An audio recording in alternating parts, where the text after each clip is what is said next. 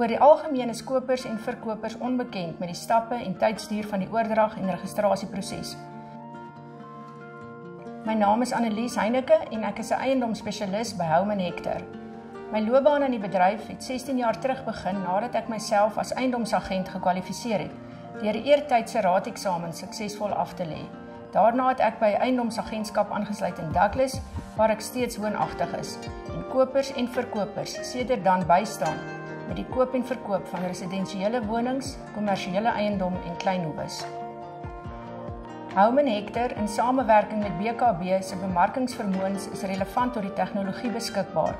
Hul aanlyn teenwoordigheid is uitstekend en hulle beskik oor die tegnologiese hulpbronne wat die nodige kommunikasie tussen kopers en verkopers bewerkstellig.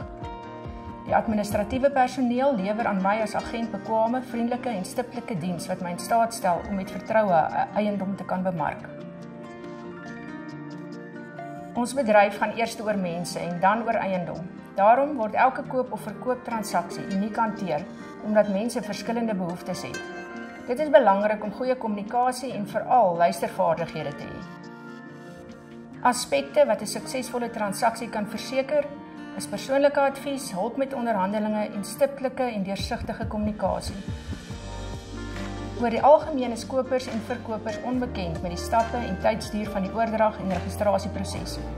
Ek verduidelik dit graag aan hulle en help ook om 'n geskikte verbandmakelaar voor te stel om hulle by te staan met die verbandaansoekproses.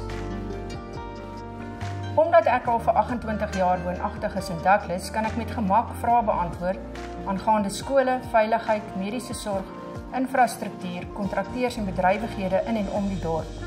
Ek wil graag hê dat kliënte my as toeganklik, eties, hulpvaardig en professioneel moet ervaar, ten einde 'n positiewe koop of verkoop ervaring te verseker.